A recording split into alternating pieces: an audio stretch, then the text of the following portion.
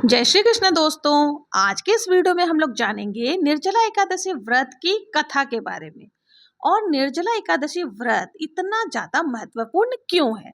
शास्त्रों के अनुसार निर्जला एकादशी व्रत करने और इसकी कथा को सुनने मात्र से मनुष्य के समस्त पापों का नाश होता है और सभी कष्ट समाप्त हो जाते हैं और जातक की समस्त मनोकामनाओं की पूर्ति हो जाती है। आज के इस वीडियो में एकादशी व्रत की कथा सुनाने जा रही हूँ। निर्जला एकादशी का व्रत सभी एकादशी में से सबसे ज्यादा महत्वपूर्ण माना गया है। केवल इस निर्जला एकादशी का व्रत कर लेने से अधिक मास की जो 2 एकादशी सहित साल भर के 24 एकादशी व्रत का फल एक साथ ही मिल जाता है। जैसा कि नाम से ही ज्ञात है कि निर्जला यानी बिना जल ग्रहण किए यह व्रत रखा जाता है। तो आइए जानते हैं इस व्रत की कथा किस प्रकार से है। भीमसेन व्यास जी से कहते हैं कि पितामह युधिष्ठिर, माता कुंती, द्रौपदी, अर्जुन, नकुल और सहदेव सभी एकादशी का व्रत रखने को कहते हैं। परंतु महाराज, मैं उनसे कहता हूँ कि मैं भगवान की पूजा आराधना तो कर सकता हूँ, दान पुण्य भी कर सकता हूँ, परंतु भोजन के बिना मैं कैसे रह सकता हूँ। इस पर व्यास जी कहने लगे कि भीमसेन, यदि तुम नरक को बुरा और स्वर्ग को अच्छा समझते हो तो प्रति मास के एकादशी के दिन भोजन मत किया करो। भीमसेन कहने लगे, मैं तो पहले ही कह चुका हूं कि मुझसे भूख सहन नहीं होती है, यानी वर्ष भर में अगर कोई एक व्रत हो तो मैं रख सकता हूं, क्योंकि मेरे उदर में जो पेट में अग्नि है वो भोजन के बिना शांत नहीं होती है, तो मैं भोजन के बाद ही वो अग्नि शांत होती है। इसलिए पूरा उपवास तो क्या, मैं एक समय भी बिना भोजन के रहना मेरे लिए कठिन है। आप मुझे कोई एक ऐसा व्रत बताइए जिसे करने से मुझे स्वर्ग की प्राप्ति हो जाए। व्यास जी कहते हैं, बड़े बड़े ऋषियों ने बहुत शास्त्र बनाए हैं जिनसे बिना धर्म के थोड़े से परिश्रम से ही स्वर्ग की प्राप्ति हो सकती है। इसी प्रकार शास्त्रों में दोनों पक्षों का व्रत मुक्ति के लिए रखा जाता है। व्यास जी कहने लगे कि नरक में जाने का वचन सुनकर, व्यास जी ने जब नरक में जाने का वचन बताया, उसे सुनकर भीमसेन भयभीत हो गए और कहने लगे, अब मैं क्या करूं, मुझे कोई उपाय बताएं। मैं मास में 2 व्रत तो नहीं कर सकता, हाँ वर्ष में 1 व्रत जरूर कर सकता हूँ। अतः वर्ष में 1 दिन व्रत करने से मुझे मुक्ति मिल जाए, तो ऐसा कोई व्रत आप मुझे जरूर बताएं। यह सुनकर व्यास जी ने कहा, ज्येष्ठ मास के शुक्ल पक्ष की जो एकादशी तिथि आती है उसे निर्जला एकादशी के नाम से जाना जाता है। तुम उस एकादशी का व्रत करो।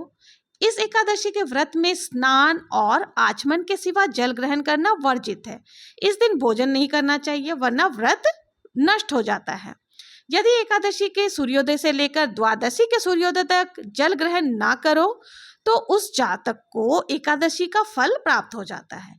द्वादशी को सूर्योदय से पहले ब्रह्म मुहूर्त में उठकर स्नान आदि करके ब्राह्मणों को दान करना चाहिए, फिर आप भोजन और जल ग्रहण कर सकते हो। इसका फल 1 साल के संपूर्ण एकादशी के बराबर होता है। व्यास जी कहने लगे, हे भीमसेन, यह मुझे स्वयं भगवान ने बताया है कि इस एकादशी का पुण्य समस्त तीर्थों और दानों से अधिक है। केवल 1 दिन निर्जला रहने से पापों से मुक्ति मिल जाती है।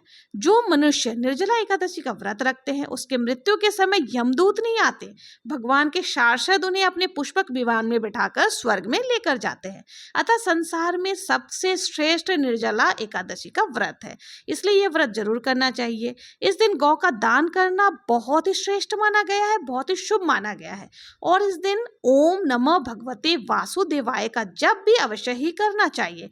ओम नमो भगवते वासुदेवाय, इस तरह से आप जप जरूर से करें। निर्जला एकादशी व्रत करने से पूर्व प्रभु से प्रार्थना करें कि आज मैं निर्जला व्रत रख रही हूँ, दूसरे दिन भोजन करूंगी, इस व्रत को श्रद्धा पूर्वक करूंगी, अतः मेरे समस्त पाप और कष्ट नष्ट हो जाए और मेरा व्रत बहुत ही अच्छे से पूर्ण हो जाए।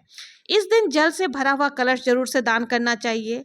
जिसने निर्जला एकादशी का व्रत किया है उसने चाहे जितने भी पाप किए हो, ब्रह्म हत्यारा हो, चोरी किया हो या गुरु आदि से द्वेष किया हो, इस व्रत के प्रभाव से उन्हें स्वर्ग की प्राप्ति हो ही जाती है। जो भक्तिपूर्वक इस कथा को पढ़ते हैं, सुनते हैं और हुंकारा भरते हैं, निश्चय ही उन्हें अपार धन समृद्धि की प्राप्ति होती है और मृत्यु उपरांत स्वर्ग की प्राप्ति होती है। तो आइए हम लोग इसकी दूसरी कथा सुनते हैं जो इस प्रकार से है। एक समय की बात है, एक जाट था, उसकी नई नई शादी हुई थी। शादी के बाद वो पहली बार अपने ससुराल जा रहा था अपनी पत्नी को लेने के लिए।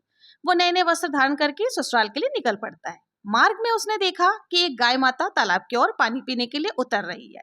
ज्येष्ठ का महीना था और बहुत भीषण गर्मी थी। गाय अपनी प्यास बुझाने के लिए तालाब में उतर जाती है। वो अपनी प्यास तो बुझा लेती है, लेकिन तालाब से बाहर आने में असमर्थ होती है।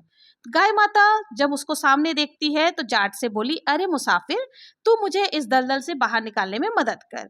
जाट ने मना कर दिया और कहा, मैं पहली बार अपने ससुराल जा रहा हूँ और मेरे कपड़े गंदे हो जाएंगे। गाय माता ने बहुत आग्रह किया कि तू अगर मुझे बाहर निकालेगा, आज निर्जला 11 का दिन है और एक निर्जला एकादशी का दिन है। अगर तूने मुझे बाहर निकाला तो बहुत ही पुण्य की फल की प्राप्ति होगी और तुझे बहुत ही पुण्य मिलेगा और मैं तुझे वरदान दूंगी, तेरी 7 पीढ़ियां तर जाएगी। लेकिन जाट नहीं माना, उसने कहा नहीं, मेरे कपड़े गंदे हो जाएंगे और उसने गाय माता को मना कर दिया। नाराज होकर गाय माता ने जाट को श्राप दे दिया कि तू अगर मुझे बाहर नहीं निकाल गया, मैं तुझे श्राप दे दूंगी, तू 8 पहर के बाद गधा बन जाएगा। वो जाट डर गया और माफी मांगने लगा, क्षमा याचना करने लगा। तब तक बहुत देर हो चुकी थी और गाय माता तालाब में पूरी तरह से डूब चुकी थी। यह देखकर जाट बहुत उदास हो गया और उदास मन से ही अपने ससुराल जा पहुंचा। ससुराल में जमाई को देखकर सभी बहुत खुश हुए, सभी बहुत ही उनका आदर सम्मान करने लग गए। और जाट जाते ही वहां पर जिद करने लगा कि मेरी पत्नी को विदा करो, मुझे अभी ही घर जाना है। तो सभी लोगों ने बहुत आग्रह किया, लेकिन जाट नहीं माना। तो उसकी पत्नी ने पूछा, ऐसा भी क्या है कि तुम जाने की जिद कर रहे हो? तब उसके पति ने गाय माता की श्राप वाली बात बता दी। पत्नी ने पति के साथ विदा होकर के चली आती है। श्राप वाली बात सुनकर पत्नी भी घबरा जाती है और 8 पहर के बाद जाट गधा बन जाता है। उसकी पत्नी उसे घर में लेकर उसी प्रकार से रहने लगती है। कई दिन बीत जाते हैं, घर का अन्न धन सब समाप्त हो जाता है। तब जाट बोलता है कि तुम मुझे लेकर के कहीं बाहर चलो, हम लोग मजदूरी करके अपना पेट पाल लेंगे। तो वो दोनों निकल पड़ते हैं और नगर के राजा के यहाँ पहुंच जाते हैं। नगर के राजा के यहाँ कुएं की खुदाई का काम चल रहा था, वहां वो मजदूरी करने लगते हैं। और जब कुएं में से मिट्टी निकलता है तो वो जाट की पत्नी अपने सर पर मिट्टी रखकर ढोने लगती है। तो सभी लोग आश्चर्यचकित होकर के, जितने भी मजदूर थे वो देखने लगते हैं और सभी ने उनसे पूछा कि बहन, जब तुम्हारे पास गधा है तो तुम सर पर मिट्टी क्यों ले जाती हो, सर पर मिट्टी और बोझा क्यों उठाती हो? पर उसकी पत्नी ने कोई जवाब नहीं दिया, वह चुप रही। ये सब दूर बैठा राजा भी देख रहा था। एक दिन राजा ने भी उससे पूछा कि तुम्हारे पास जब गधा है तो तुम सर पर मिट्टी क्यों ढोती हो, बोझा सर पर क्यों उठाती हो? तब वो बोली कि महाराज, ये गधा नहीं है, ये मेरे पति है। उन्हें गाय माता ने श्राप दिया था, जिसके फलस्वरूप वो एक गधा के रूप में परिवर्तित हो गए हैं। उसने राजा को सारी बात बता दी। तो राजा ने पंडित को बुला करके उसका हल पूछा।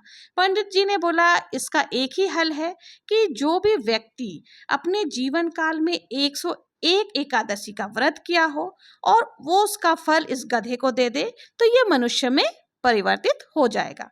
राजा ने पूरी नगर में घोषणा करा दी कि जिसने भी 101 एकादशी का व्रत किया है, अगर वो अपना 11 का फल इसे दे देता है तो राजा उसे अपना आधा राज्य दे देंगे। लेकिन पूरे नगर में ऐसा कोई भी व्यक्ति नहीं मिला जिसने 101 एकादशी का व्रत किया हो। किसी ने 11 तो किसी ने 21 ही व्रत किया था।